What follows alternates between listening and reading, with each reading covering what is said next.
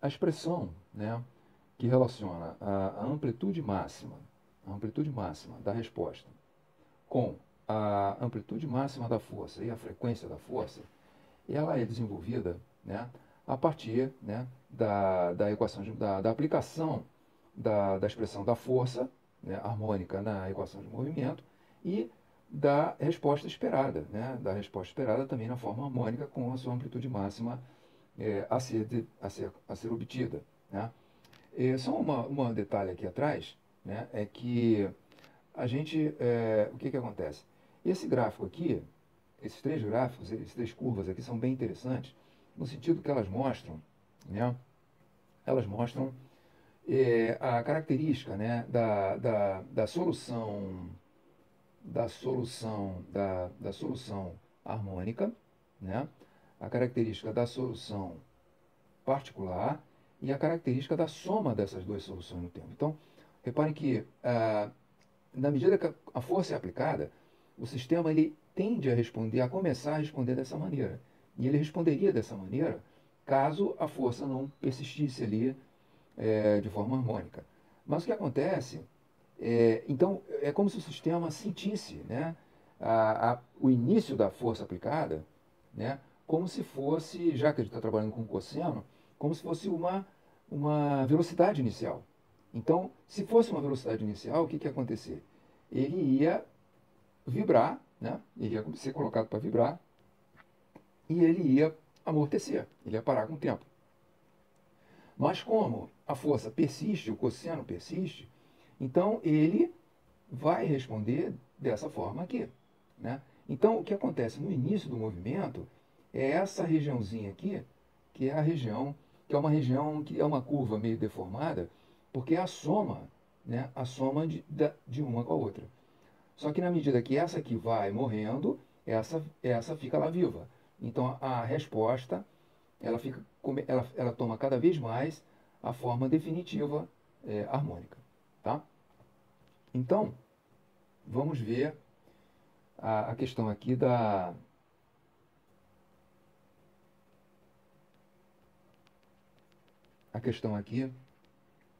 equação, né? Bem, então o que acontece? Nós temos aqui a equação, né? Nós estamos preocupados aqui agora só com a resposta particular, né? A resposta particular e a força harmônica, né? Então, a nossa resposta particular, dado que a força é harmônica, a nossa resposta também vai ser harmônica, né? Também vai ser harmônica. Então a gente substitui essa hipótese, né? Essa hipótese na equação e desenvolve. Né? Então, se se xp é x cosseno ômega ft, x dois pontos vai ser m ômega f ao quadrado, x cosseno ômega ft, e aqui x cosseno ômega ft e cosseno ômega ft do lado da força. Então, a gente tem o cosseno ômega ft aqui, por causa da aceleração, da derivada segunda, por causa da função e por causa da força. Então, esses três cossenos, eles são eliminados. A gente tem aqui o k, né, o k e o m e o m. Então, a gente fica aqui k menos m ômega f ao quadrado, menos por quê? Porque o cosseno foi derivado duas vezes, então apareceu o sinal de menos. Então, essa parcela ficou negativa. Então, k menos m ômega f ao quadrado, x é igual a f0. Né? Então, x é igual a f0 sobre k menos ômega f ao quadrado. Esse x, logo, é o que a gente está querendo saber. Né? Quando eu divido por k embaixo e em cima, eu tenho f0 sobre k. Né? Eu tenho 1 menos, que eu divido esse k aqui por k, fica 1, menos ômega f ao quadrado sobre k. E k sobre m é ômega n ao quadrado. Então, eu vou pegar esse m sobre k, é 1 sobre ômega n ao quadrado. Então, eu vou ter que x, né, que é a amplitude máxima do deslocamento, é f0 sobre k, 1 menos ômega f ao quadrado sobre ômega n ao quadrado, que é o m sobre k. Né? Então, o x de p, né? Então a gente já definiu aqui a expressão da amplitude máxima. Então, usando aqui no x de p, vai ficar a amplitude máxima, x cosseno de ômega ft, né? Que é isso aqui. É isso aqui. Né? Então, nós temos o x de p. Agora, a resposta completa é a soma, né? Lembrando, a resposta completa é a soma da solução homogênea com a solução particular, né? Então, qual é a solução homogênea? A solução homogênea foi vista ali em cima, é isso aqui. Qual é a solução particular? Foi o que a gente acabou de ver aqui, tá? Agora, a gente sabe que a solução homogênea, aqui a questão é escrever essas duas constantes aqui, né? Na solução particular, a questão era escrever o x, né? Então, para que a gente possa determinar essas condições iniciais, essas constantes, a gente tem que aplicar as condições iniciais, né? Então, as condições iniciais que seria x para t igual a zero, x0, e x ponto para t igual a zero, x ponto zero, né? O que nós temos aqui? Né? O que nós vamos ter aqui? Nós vamos ter, para a primeira condição inicial, né? Eu vou pegar a expressão aqui, vou botar t igual a zero, então aqui, isso aqui vai ficar zero, né? E eu vou ter cosseno de zero vai ser 1, então eu vou ter C1 sozinho aqui, né? C1 vai ficar sozinho aqui, e aqui eu vou ter também 1, então eu vou ficar F0 sobre K, 1 menos ômega F sobre ômega ao quadrado, então eu vou ter C1 mais isso aqui, né? Mas o que eu quero é C1, então eu vou pegar, vou levar isso para cá com um sinal de menos trocado, e eu vou obter isso daqui, tá? Portanto, o C1, né, ele depende da condição inicial de deslocamento, se ela existir, e depende disso daqui. Tá? Isso aqui é a contribuição da parcela cosseno na resposta completa. E o C2, né, seria a derivada.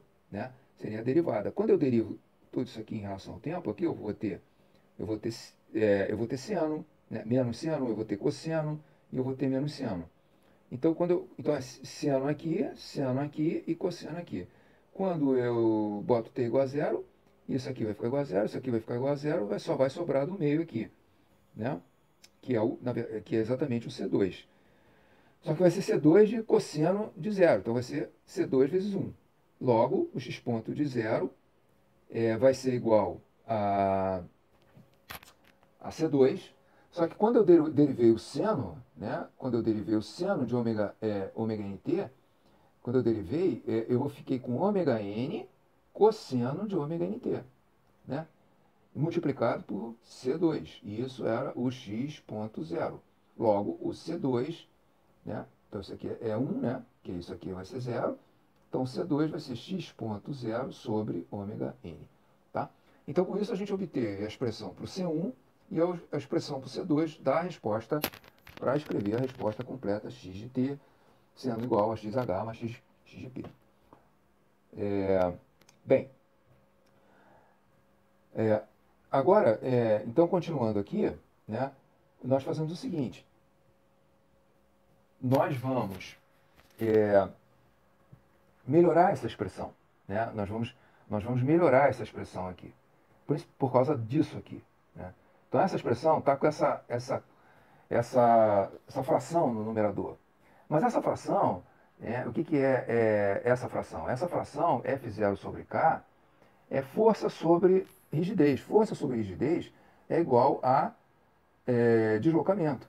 Né? Deslocamento. Então, é como se eu tivesse uma mola, eu tenho a mola, eu estou aplicando uma força F0, né?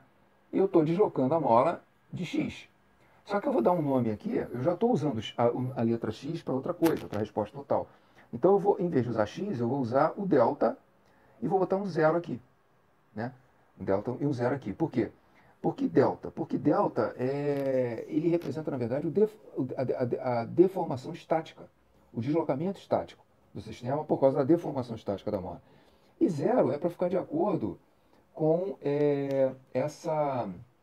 esse índice zero aqui da força, da amplitude da força. Então eu vou chamar F0 sobre K de delta zero.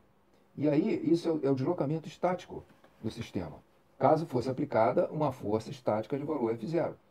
Então, é o que eu tenho aqui, ó. Né? É o que eu tenho aqui. Né? Eu teria uma FK, se eu aplicasse um FK, se eu tivesse uma força estática aqui, eu teria esse delta zero. Então eu vou substituir essa fração aqui pelo delta zero e vai ficar mais interessante. Aí eu vou pegar agora, vou jogar o delta zero aqui para baixo. Então eu vou ter x sobre delta zero igual a isso daqui. Tá? Então, por que fazer isso? Porque essa expressão x sobre delta zero, ela está relacionando a amplitude máxima devido à vibração com a amplitude de uma deformação estática inicial. Então, assim, se eu aplico F0, eu estou aplicando F0 cosseno ômega Ft. Tá? Mas vamos dizer que eu aplicasse.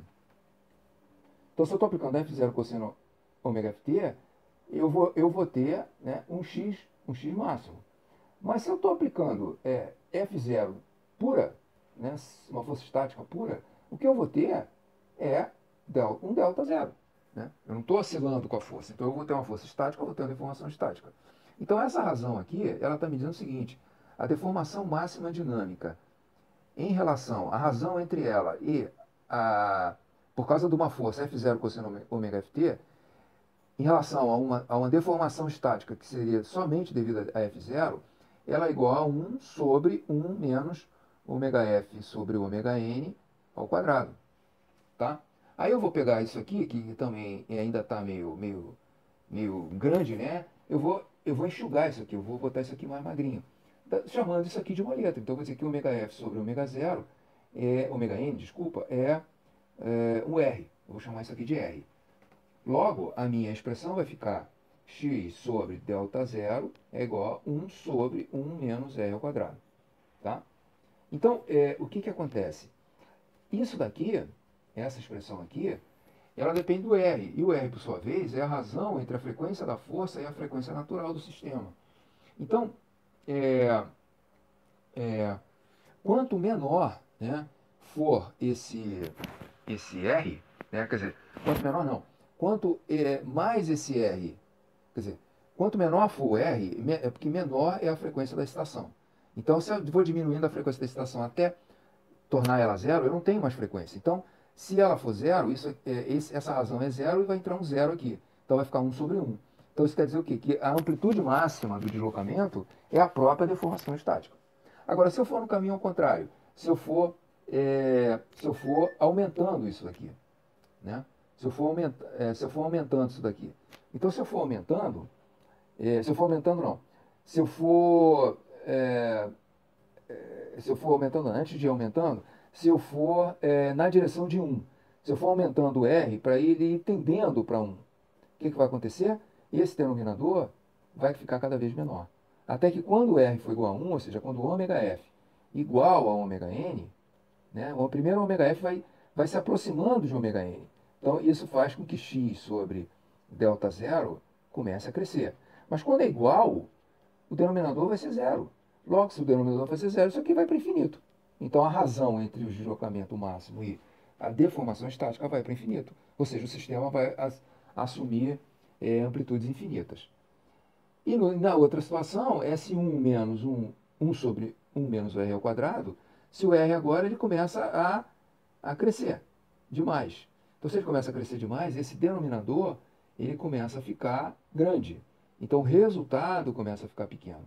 Só que ele fica negativo, porque se ele começa a crescer e passa de 1, o resultado é negativo. Só que ele é negativo, mas cada vez menor, cada vez menor. E aí, uma coisa aqui que eu não falei, que, então, como essa razão x sobre delta zero, ela relaciona a amplitude da vibração com a amplitude estática, com a deformação estática, isso aqui, essa razão, ela se chama fator de amplificação. Né? Então, o quanto que a amplitude da vibração é amplificada em relação à deformação estática à medida que a frequência varia. Tá certo? Então, é o fator de amplificação. Então, isso que eu acabei de falar está exatamente retratado, né? Está exatamente retratado nessa expressão aqui. Tá certo? Bem, então, o gráfico, né? Então, o que nós temos na realidade é que x sobre delta zero é uma função de R, que é uma função da razão das frequências. E aí o gráfico, né, ele mostra exatamente o comportamento. Ó. O comportamento é antes de 1, né, aqui é 1, né, 1, antes de 1, opa, antes de 1, até em 1 e depois de 1. Então, antes de 1, Antes de 1, isso daqui fica, quando R é igual a 0 é igual a 1, né? Aí, na medida que o R vai crescendo e tendendo a 1, essa curva começa para infinito e chega no infinito. Aí você tem um assíntota aqui, e quando R passa de 1, então ele fica maior do que 1, então o resultado fica negativo. Aí ele vem lá de menos infinito e vai diminuindo, vai tendendo para 0. Tá? Então, essa é que é a dinâmica aí desse comportamento.